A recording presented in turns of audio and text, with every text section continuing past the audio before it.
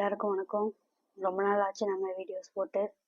TNPSC group 4, group 2, group 2A எல்லாத்துக்கும் notification வந்துருச்சு. எல்லாரும் ப்ரிப்பேர் பண்ண ஸ்டார்ட் பண்ணியிருப்பாங்க.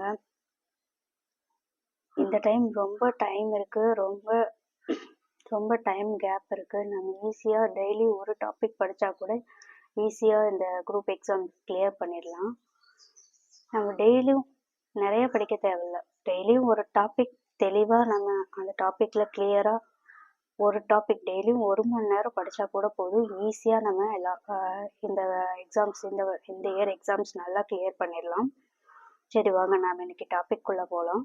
இன்னைக்கு நம்ம பார்க்க போகிறது கம்பர் எழுதின ஒரு வாழ்த்து பாடல் இதை தான் பார்க்க போகிறோம். இது 9th புக்கில் இயல் 1ல் இருக்கிற ஒரு வாழ்த்து பாடல். இப்போ குரூப் எக்ஸாம்ஸில் பார்த்தீங்கன்னா கம்பரை பற்றி ஒரு கொஷினாவது கண்டிப்பாக வந்துடும். 1 மார்க் கண்டிப்பாக இந்த கம்பரை பற்றின கொஸ்டின்ஸில் ஏதாவது ஒன்று கண்டிப்பாக கம்பரை பற்றி வந்துடும். அதுக்காக தான் இன்னைக்கு கம்பர் எழுதின ஒரு வாழ்த்து பாடல் இன்னைக்கு நம்ம பார்க்க போகிறோம். இது 9th புக்கில் இயல் 1ல் இருக்கிற முதல் வாழ்த்து பாடல். அங்கே பார்க்கலாம். உலகம் யாவையும் தாமுள வாக்களும் நிலை பெறுதலும் நீக்களும் நீங்களா அழகிலா விளையாட்டுடையார் அவர் தலைவர் அன்னவர்க்கே சரண் எனாங்களே. இன்னொரு தடவை படிக்கிற. உலகம் யாவையும் தாமுள வாக்களும் நிலை பெறுதலும் நீக்களும் நீங்களா அழகிலா விளையாட்டுடை யார் அவர் தலைவர் அன்னர்க்கே சரண் நாங்களே. இதுக்கான பொருள் பார்த்தோம்னா, உலகில் இருக்கிற எல்லா அனைத்தையும் படைத்தும் காத்தும் அழித்தும் அளவற்ற திருவிளையாடல்களை இடைவிடாது புரிபவர் இறைவர். அவர் நமக்கெல்லாம் தலைவர். அத்தகைய இறைவரையே நாம் அடைக்கலமாக பற்றுவோம். அதாவது உலகம் யாவையும் தாமுள வாக்களும், அதாவது உலகத்துல இருக்கிற உயிர்கள் எல்லாத்தையும் படைச்சது அவர்தான் காக்கிறாரு. அதாவது ஆக்கல் நீக்களும் அதாவது உருவாக்குறதும் அவர்தான், அவங்க காக்கிறதும் அவர்தான், அழிக்கிறதும் அவங்களாதான், அவங்களுக்காக பல திருவிளையாடல்களை நிகழ்த்துறதும் இறைவர் தான். அவர்தான் நமக்கெல்லாம் தலைவர். அத்தகைய இறைவனை நாம அடைக்கலமாக பற்றுவோம் அப்படின்னு சொல்றாரு கம்பர். புரிஞ்சுதுங்களா?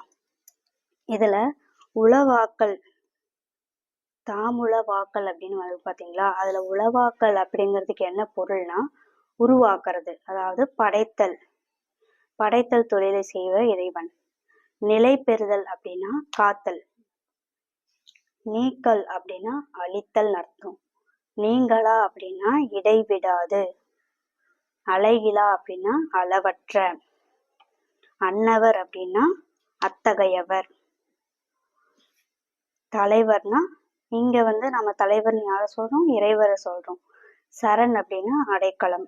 இந்த மீனிங்கை பார்த்தாவே நாம இந்த பாடலுக்கான அர்த்தம் நமக்கு ஈஸியா புரிஞ்சிடும். பார்த்தோம்னா உலகம் யாவையும் தாமுள வாக்களும், இந்த உலகத்துல இருக்கிற எல்லா உயிர்களையும் படைக்கிறவர், படைச்சதும் அவருதான். நிலை பெறுதலும் அதாவது காத்தலும் அவர்தான். நீக்கல்னா அழித்தலும் அவர்தான். நீங்களா அளவிலா விளையாட்டுடை, நீங்களானா இடைவிடாது அளவற்ற விளையாட்டுடைனா திருவிளையாடல்களை நிகழ்த்துறதும் அவர்தான். அத்தகைய அன்னவர் அப்படின்னா அத்தகையவர். எங்க தலைவர்னு நாம யார சொல்றோம்? இறைவனை சொல்றோம். சரண் அப்படின்னா அடைக்கலம். இப்ப நீங்க இந்த மீனிங் எல்லாம் படிச்சதுக்கு அப்புறம் இதை படிச்சு பாருங்க. உங்களுக்கு ஈஸியா அதுக்கான மீனிங், அந்த பாடலுக்கான அர்த்தம் உங்களுக்கு ஈஸியா புரியும். உலகம் யாவையும் தாமுள வாக்களும் நிலை பெறுதலும் நீக்களும் நீங்களா அழகிலா விளையாட்டுடையார் அவர் தலைவர் அன்னவர்க்கே சரண் நாங்களே. உலகம் யாக்கையும் படைச்சவர், காத்தவர், அழித்தவர், இடைவிடாது அளவற்ற திருவிளையாடல்களை நிகழ்த்தியவர். அவர் தான் தலைவர். அந்த தலைவர் தான் அந்த தலைவருக்கு நாங்கள் சரணடைகிறோம் அப்படின்னு சொன்னதுதான் கம்பர். ஓகேங்களா? இப்போ இதுல இலக்கண குறிப்பு பார்க்கலாம். யாவையும், இப்போ ஒரு சொல்லுல கடைசியில இப்போ இந்த வார்த்தை யாவையும் அப்படின்னு எடுத்துட்டோம்னா அந்த வார்த்தைய கடைசியில அப்படின்ற ஒரு எழுத்து அந்த மாதிரி முடியும். அப்படி இருக்கிற அப்படின்ற இதுல முடியறது எப்பயுமே முற்றுமை அப்படின்னு சொல்லுவோம். இப்போ அந்த ஆக்கள், நீக்கள், விளையாட்டு இந்த மூணும் பாருங்க கல்னு முடிஞ்சிருக்கும். அதாவது அதெல்லாம் ஒரு தொழில். படைத்தல்ங்கிறது ஒரு தொழில், நீக்கல்ங்கிறது ஒரு தொழில், விளையாட்டுங்கிறதும் ஒரு ஒரு ஒரு வகையான தொழில் தான். இதை தொழில் பெயர்கள் அப்படின்னு சொல்லுவோம். இது பார்த்தோம்னா அடுத்தது அழகிலா விளையாட்டு. அழகிலா விளையாட்டு அப்படின்னா இங்க என்ன வரும்னா அழகு உள்ள விளையாட்டு அப்படின்னு சொன்னா அந்த அந்த வார்த்தையோட பொருள் முழுசா வரும். அழகுள்ள விளையாட்டு அப்படின்றது வரும். இப்போ இந்த அழகிலா அப்படிங்கிறது என்னாச்சுன்னா கடைசியில வர அந்த வார்த்தை முற்று பெறாம கெட்டு போய் நிக்குது. அது ஈறு அப்படின்னா கடைசி அப்படின்னு அர்த்தம். ஈறு கட்ட எதிர்மறை பெயரெச்சம்.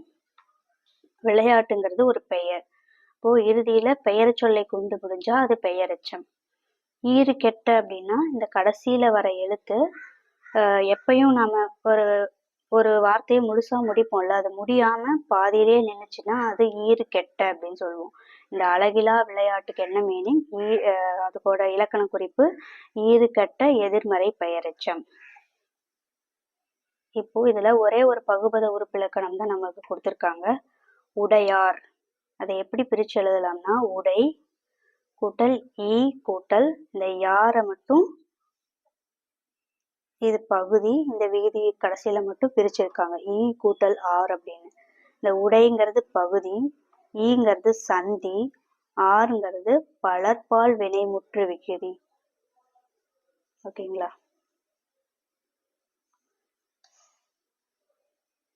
அடுத்தது ஆசிரியர் குறிப்பு பார்ப்போம். மேக்சிமம் கம்பரை பத்தி நமக்கு எல்லாமே தெரிஞ்சிருக்கும். நிறைய டைம் இந்த கம்பரை பத்தி தெரியாதவங்க இருக்க முடியாது.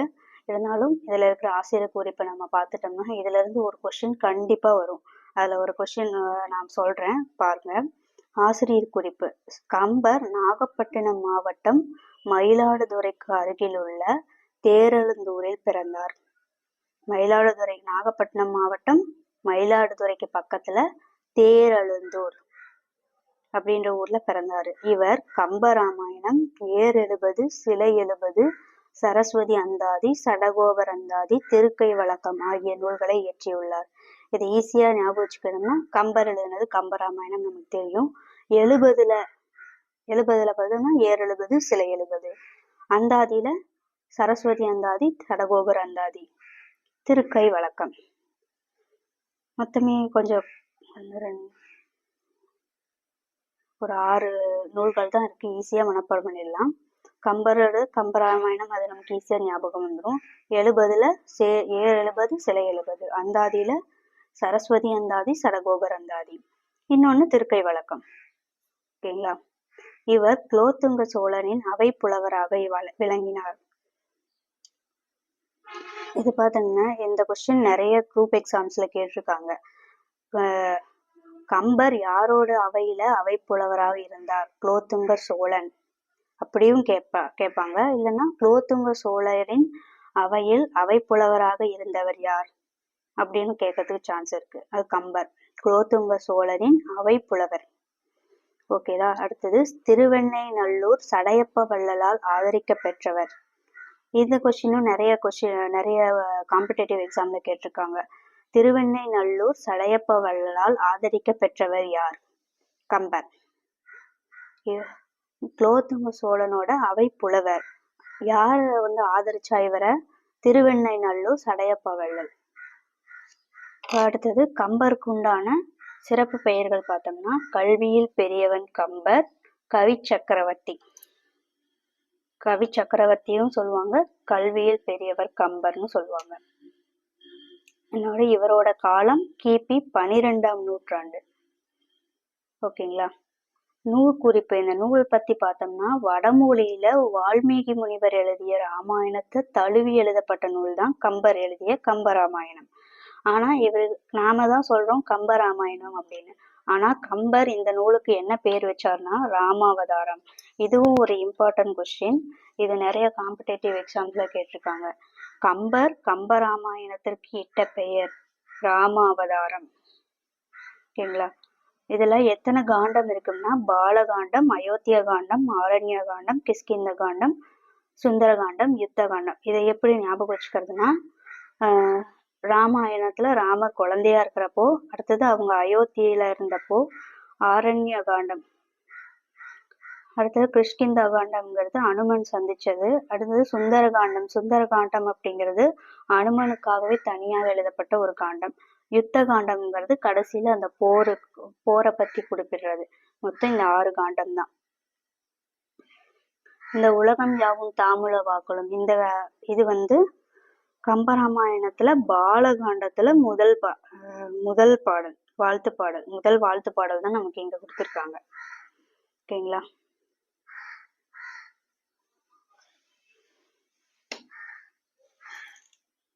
அகைன் ஒரு டைம் இந்த வாழ்த்து பாடலை உங்களுக்காக சொல்லி காமிச்சுக்கிறேன். நீங்க இதை படிக்கும்போது அந்த அறிஞர் பொருள் அதுக்கான மீனிங்கை மனசுல வச்சுட்டே படிச்சீங்கன்னா உங்களுக்கு ஈஸியா இது மனப்பாடம் ஆயிடும். உலகம் யாவையும் தாமுல வாக்களும். உலகத்துல இருக்கிற எல்லாத்தையும் படைச்சவரு, நிலை பெறுதலும் காத்தவரு, நீக்களும் அளித்தவர், நீங்களா அளவிலா விளையாட்டுடையவர். அதாவது இடைவிடாமல் அளவற்ற திருவிளையாடல்களை புரிந்தவர். யார் அவர்? தலைவர். இந்த தலைவர் யாரு? இறைவர். அவருக்கே சரண் நாங்களே, அவர்கிட்ட நாங்க அடைக்கலம் ஆகிறோம் அப்படின்னு கம்பர் சொல்றார்.